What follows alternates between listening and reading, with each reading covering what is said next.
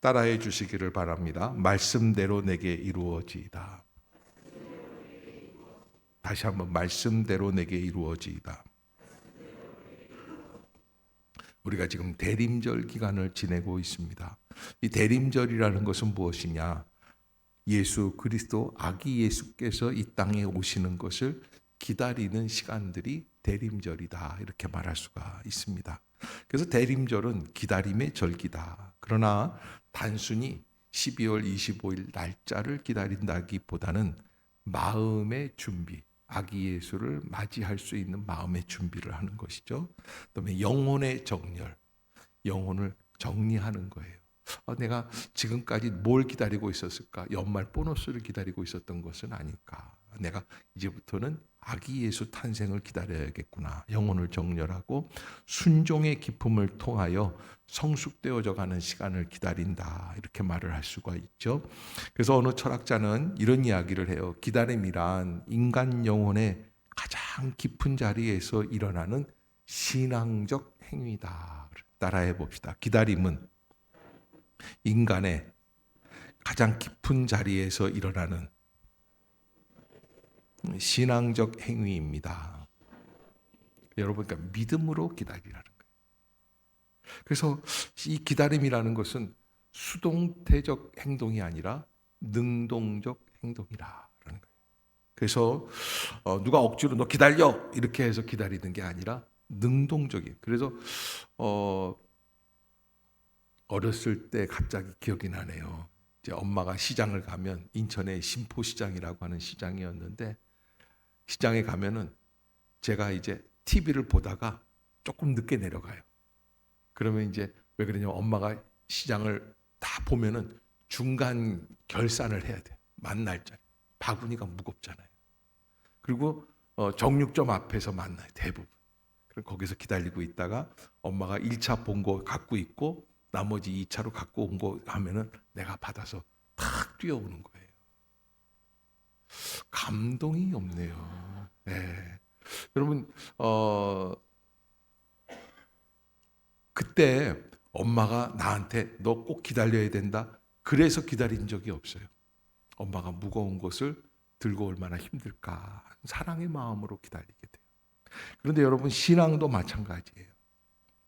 예수 그리스도의 오심을 기다립니다. 주님, 내 기도를 들어주심을 기다립니다. 내 축복을 기다립니다 하는, 기다리지만 하나님이 기다리라고 그랬다고 해서 기다리는 것보다도 하나님, 내가 믿음 안에서 그렇게 되어지기를 원하는 대로 기다리는 능동적 기다림. 그래서 준비 없는 기다림은 단순한 시간의 지연이 있을 뿐만입니다. 내 순종을 품은 기다림은 변화가 시작이 돼요. 기다리면서 얼굴이 바뀌고 태도가 바뀌고 생각이 바뀌고 언어가 바뀌고. 아멘. 따라해 봅시다. 기다리며 성숙하겠습니다. 그래서 이 기다림의 변화의 역사는 바로 창조적 시간이라고 할 수 있습니다. 내가 새롭게 되어지는. 그래서 고린도후서 5장 17절에 뭐라고 그러냐면 그리스도 안에서 새로운 피조물이라. 그래 보라, 누구든지 변하면, 누구든지 예수 그리스도 안에 들어가면 어떻게 됩니까? 새로운 피조물이 돼요. 그러니까 이전 것은 지나갔으니 보라, 새 것이 되었도다. 그래서 여러분, 이게 창조적 시간이 되는 것이죠. 오늘 본문에 등장하는 마리아의 고백은 대림절에 우리가 품어야 할 가장 중요한 자세, 순종의 고백. 따라해 봅시다. 말씀대로 이루어지이다. 누구에게 이루어집니까? 내게 이루어진다. 자, 첫 번째, 저는 이 말씀대로 이루어진다라고 고백한 이 가브리엘 천사와 마리아의 만남 속에서 세 가지를 좀 여러분들에게 말씀드리고 싶어요. 첫 번째는 하나님의 선택하심의 역사예요. 사실은 성지순례를 가다 보면은, 예루살렘을 가보면, 예루살렘은 참 거룩한 도시, 종교적인 장소죠. 많은 곳이, 곳곳이 다 예수님이 계셨던 자리, 치유한 자리, 뭐 베데스다 연못가라든지 십자가의 골고다 길이라든지 모든 게 다 성지순례할 수 있는 거룩한 자리예요. 그런데 살벌하기가 이를 데가 없어요. 예루살렘을 들어가는 입구, 우리라면 남대문이나 동대문이 있다고 한다면 그런 곳에서는 사람들이, 군인들이 다 총을 들고 검문을 합니다. 다 기다리고 있습니다. 그리고 그 사람들이 이렇게 딱 바라보면서 검문을 하고 차 밑바닥까지 거울로 이렇게 다 수색을 하고 트렁크도 열어보고 얼마나 살벌한지 몰라요. 그런데 예수님이 태어나신 갈릴리 나사렛에 가면은 이상하게 기뻐요. 장소 자체도 검문도 안 해요. 사람들이 다 팔레스틴 사람들이나 유대인들이나 섞여서 살아요. 얼마나 사람들이 웃으면서 지내고 우리 관광객들을 보니까 너무 좋아서 기뻐하고, 예루살렘에는 관광객이 들어가도 왔냐? 그리고 딱 그러는데 이 갈릴리 쪽에서는 너무 반가워하고 그 스토어 이 잡화점 같은데 이렇게 과일들 이렇게 해놓고는 사람들이 다 손을 흔들어주고 너무 상냥해요. 왜? 그 지역은 좀 못 사는 동네. 여러분 물건을 사 보면요, 예루살렘에서는요 10만 원짜리 한다 그러면 갈릴리 가면요 반값 이하로 살 수 있어요. 제가 깜짝 놀란 게 여리고에 갔더니 예루살렘에서 10만 원짜리가 여리고 가니까 5만 원이에요. 베들레헴 가니까요 15,000원, 2만 원 하더라니까요. 그러니까 갈릴리 가면 얼마나 더 싸겠어요. 그러니까 여러분 이게 지역마다 틀리고, 그래서 유대인들은 뭐라고 그러냐면 이런 이야기를 해요. 나사렛에서 무슨 선한 것이 날 수 있겠느냐. 오늘 본문에 하나님께서 가브리엘 천사를 보내셔서 예수 탄생의 수태고지를 이야기하는데 26절의 본문이 이렇게 시작이 돼요. 여섯째 달에 천사 가브리엘이 하나님의 보내심을 받아 갈릴리 나사렛이란 동네에 가서 그래요. 천사 가브리엘이 하나님의 보내심을 받아 갈릴리 나사렛이란 동네. 나사렛에서 무슨 선한 것이 날 수 있겠느냐 할 수만큼 천한 동네인데, 놀라웠게 하나님께서는 그 자리에서, 그 동네에서 누구를 선택하세요? 마리아를 선택해 주시는 겁니다. 그러기에 하나님께서는 주목받는 자리가 아니라 외면받는 자의 자리에서 사람을 선택하신다. 성 어거스틴은 이런 이야기를 합니다. 하나님은 높은 곳을 기뻐하지 않으시고 낮은 사람들을 찾아오신다라는 거예요. 그러니까 요즘 흔히 인사이더, 아웃사이더 이렇게 하잖아요. 그래서 아싸 이렇게 얘기를 하는데 옆에 사람 한번 쳐다보세요. 저는 아싸입니다. 말씀하세요. 저는 아싸입니다. 여러분 교회에서도 인싸가 되려고 막 그러지 마세요. 내가 아싸예요. 아싸 그러니까 아싸 이런 건 줄 아는데 그게 아니더라고요. 아웃사이더의 줄임말이 아싸라고 하는 거예요. 그러니까는 좀 소외된 사람들이라는 뜻이에요. 그게 우리가 하나님 앞에서, 하나님께서는 그런 자리를 찾아오시고 높은 곳에 있는 사람들을 기뻐하지 아니하시고 낮은 곳을 찾아오신다. 하나님이 선택하시는 사람은 능력이 있는 사람을 찾으시는 게 아니라 비워져 있는 공간, 마음속에 비워져 있는 공간. 그래서 예수님이 산상수훈의 마태복음의 5장에서 뭐라고 그러시냐면 심령이 가난한 자는 복이 있나니 천국이 저희 것입니다. 옆에 사람 다시 한번 쳐다보세요. 나는 당신보다 하수입니다. 말들을 안 하시네요. 다시 한번 보세요. 그리고 당신을 좀 보세요. 당신을 기쁨으로 섬기겠습니다. 아멘. 부부간에 아예 말들을 안 하네요. 섬기게 될까봐 여러분 그러지 마시고 뻗팅기지 마세요. 하나님께서는 어떤 자리를 원하세요? 낮은 자리를 원하시는 거예요. 심령이 가난한 자는 복이 있나니 천국이 저희 것이며, 어린아이와 같은 마음으로 바뀌는 것. 마리아는 세상적으로 볼 때는 자격이 없는 연약한 처녀였습니다. 하나님은 자격보다 마음의 공간을 보십니다. 아무도 기대하지 않던 자리, 아무도 주목하지 않던 장소에서 하나님은 구원의 빛을 비추어 주시는 것이죠. 그럼 하나님의 방법은 어떠냐? 하나님의 선택은 그렇게 낮은 자리에, 하나님의 방법은 마리아가 그렇게 이야기를 합니다. 그 가브리엘 천사가 은혜를 받은 자여 평안할지어다, 주께서 너와 함께 하시도다 그러면서 네가 하나님께 은혜를 입었느니라 그러면서 보라, 네가 잉태하여 아들을 낳으리니 그 이름을 예수라 하라, 그렇게 이야기를 하니까 마리아가 뭐라고 대답합니까? 34절 한번 읽어봅시다. 시작.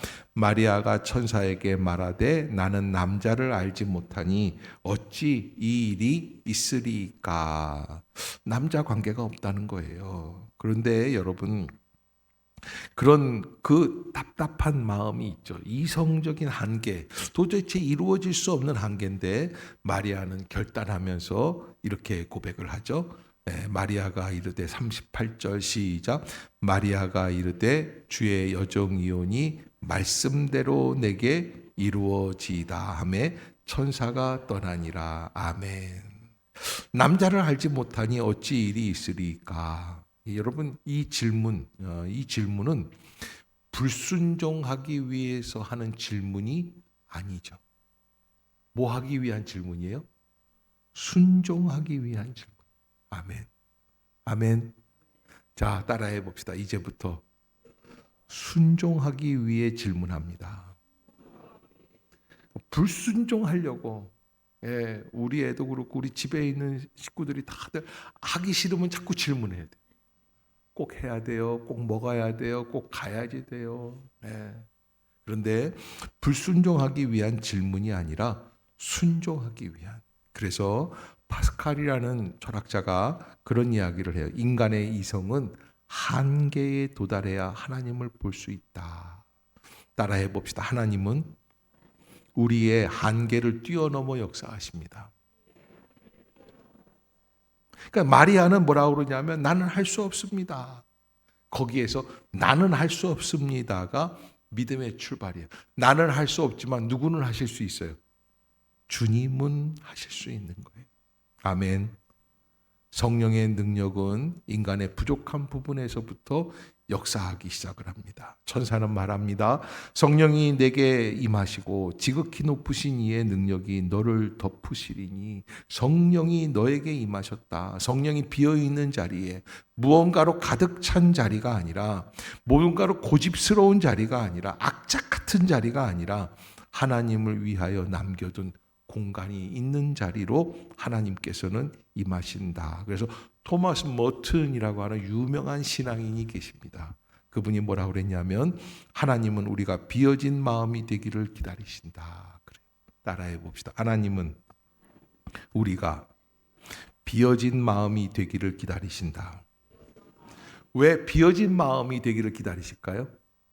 그 공간을 하나님이 채우시려고. 예수 그리스도의 것으로 채우기를 원하셔서. 아멘.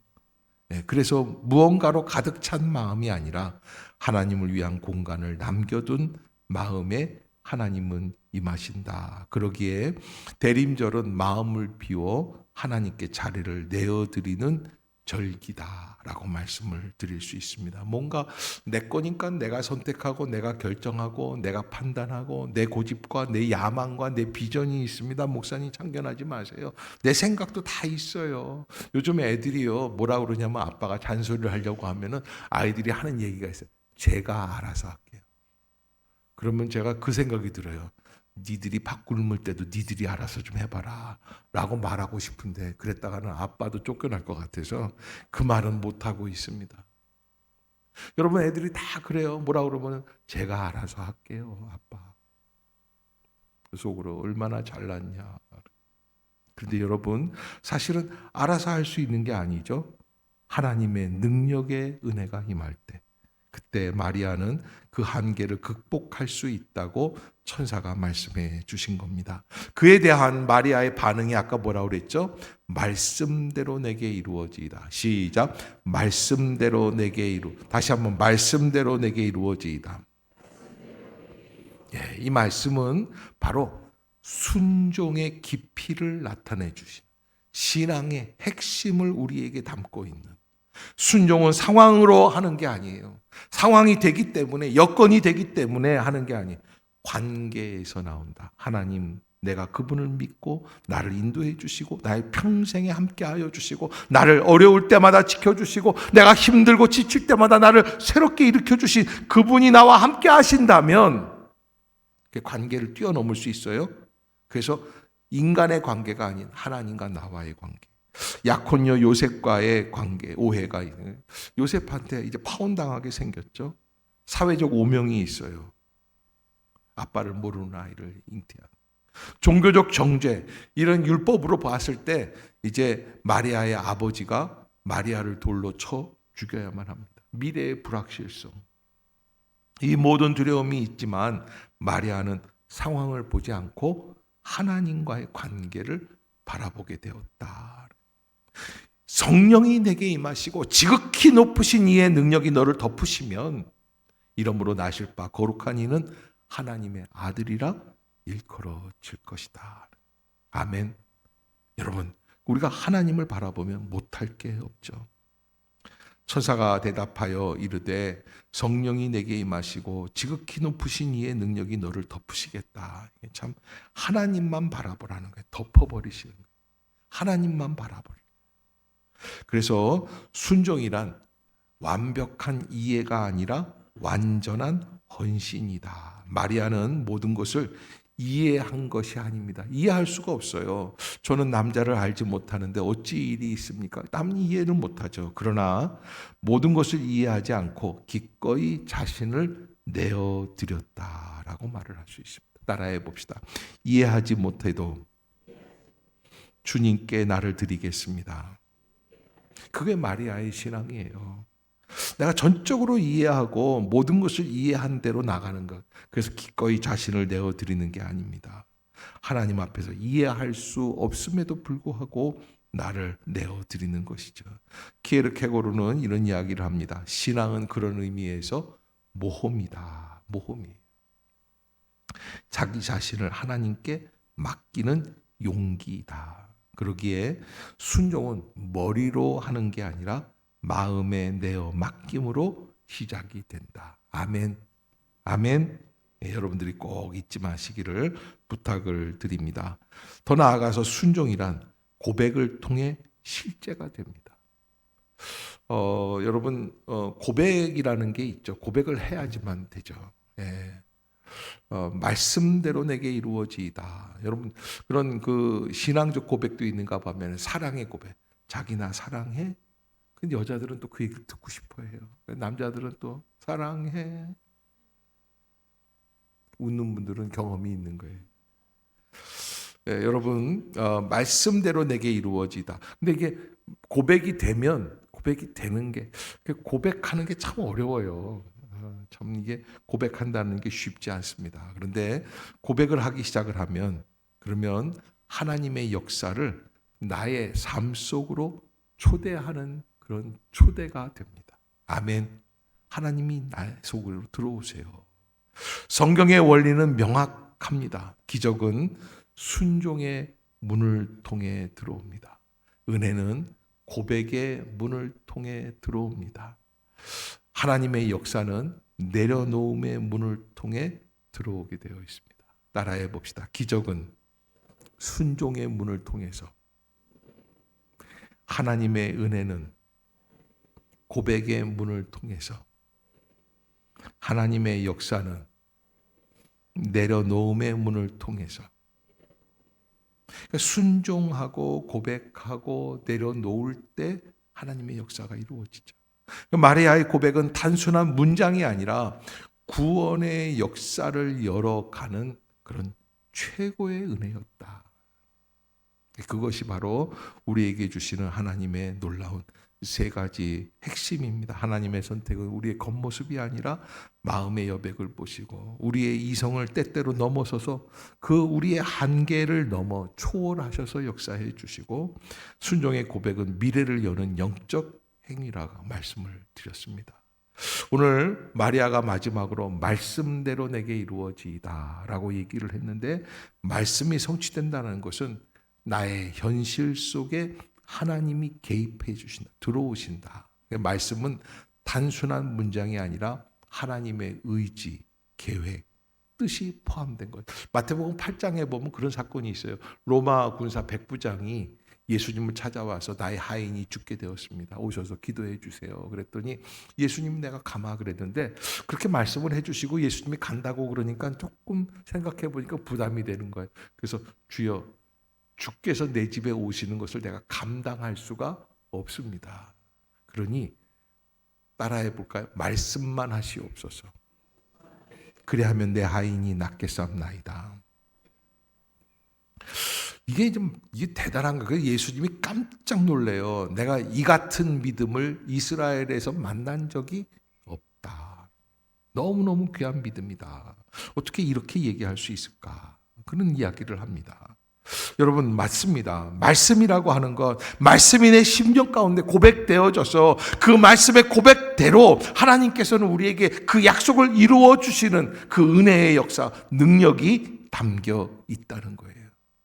창세기 12장에 아브라함을 선택해 주시고 아브라함에게 내가 내 본토 친척 아비집을 떠나 내가 내게 지시할 땅으로 가라. 그리하면 내 후손을 하늘의 별같이 땅의 모래알같이 만들어 주겠다고 말씀해 주셨는데 아브라함은 자녀가 없는 호롤 단신인데 마침내 25년 뒤에 100세에 하나님께서는 그에게 이삭을 아들로 주시는 것이죠.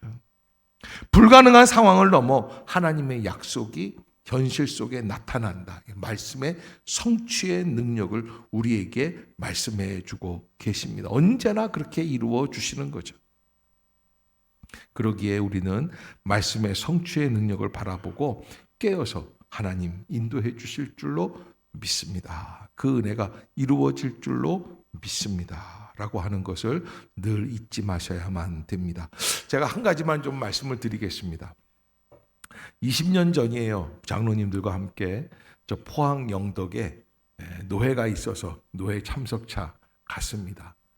다 노회 마치고 그쪽 그 지역에서 저희들에게 식사를 대접하시겠다고 가자고 그래서 영덕 쪽으로 올라가는데 어느 그 횟집이 하나 있었어요. 허름한 횟집이었는데 들어가서 밥을 먹으려고 하는데 이 벽에 뭐라고 써 있냐면 베드로의 153마리 기적이 일어난 자리. 이게 뭐예요? 교회 나가서 그러니까 김상태 집사님. 네, 김상태 이름이 김상태. 상태가 좋은지 나쁜지 김상태. 네, 김상태 집사님이라고 하는 분이 사장님인데 영덕의 어느 교회의 집사님이에요. 이분이 참 재밌는 분이에요. 본래 대대로 집안이 불교 집안이에요. 그리고 뭐 어머님 불자시고 뭐 또 누구는 또 처갓집 뭐 무당도 하고 뭐 그랬던 집안인 것 같아요. 근데 이제 어부가 돼서 고기를 잡는데 어쩌다가 보니까 교회에 들어오게 됐어요. 들어와서 믿기 시작을 하는데 아직 덜 성화가 되고 구원의 거듭남의 사건이 없으니까 교회에서 자꾸 부딪히는 거예요. 목사님 뭐라 그러면 까칠한 질문하고 그게 진짜예요? 뭐 이런 질문하고 그러다가 이제 뭐 사람이 없으니까 그분한테 재정을 맡겼는데 재정 가지고 목사님하고 시비 걸고 싸우더래요. 목사님 지난달에 전화세를 많이 쓰셨는데 전화가 많이 나오는데 줄이세요. 그래서 목사님 사모님이 그 구박에 시달려가지고 나가서 공중전화 썼다는 거예요. 그 옛날에. 예. 그렇게 지내다가 목사님 한 두세 명을 내쫓은 것 같아요. 이 집사님이. 그런데 그렇게 목사님이 나가시고 그러시다 보니까 자기를 보게 된 거예요. 그런데 이렇게 어느 날 이렇게 봤더니 자기 삶이 너무 피폐해. 교회를 다닌다고 하는데 사람들은 이렇게 지나가면 야 상태야 너 엄마 예수 믿는다고 그러는데 너보다 내가 더 잘 살아 막 이런 얘기를 하는 거예요. 어부들이니까. 너 임마 이거 하나님이 저 고기를 많이 야 구술해야 돼 뭐 이런 얘기도 하고. 거기에서 굉장히 갈등이 심해졌어요. 어떻게 할까? 그래서 목사님이 쫓겨나가신 다음에 이 사람이 깨닫고 회개를 해요. 하나님, 내가 잘 살아보려고 교회도 넉넉하게 만들어 보려고 목사님하고 싸우기도 했는데 이게 아닌 것 같습니다. 그리고 이제 새로 오시는 목사님 제가 잘 섬길게요. 그러고 오신 거예요. 2000년도에 새 목사님이 오셨어요. 그런데 그 목사님하고도 껄끄럽죠. 12월 25일 성탄절 아침인데 고기를 잡으러 바다를 나가야 되는데 그래도 새벽 기도는 하고 가야지. 그리고 나가서 이제 기도를 하는데 새벽 기도하고 나오는데 천장에서 물이 뚝뚝 떨어지는 천장이 새는 거예요. 그러니까 목사님이 이제 김 집사님 계시니까 아유 집사님 어떻게 하죠? 이거 천장 수리해야 되는데 그런데 그걸 왜 나한테 얘기를 하세요? 집사가 그 돈이 없는데 어떻게 하란 말 이렇게 말을 하려고 했었는데 옛날처럼 그러다가 이분이 이렇게 말을 바꿨어요. 목사님 저를 위해서 기도해 주세요. 안 하던 사람이 하려니까 얼마나 힘들겠어. 제가 이번에 고기를 많이 잡으면 이상한 얘기를 했어요. 교회 천정을 고칠 게 아니라 건축을 할게요.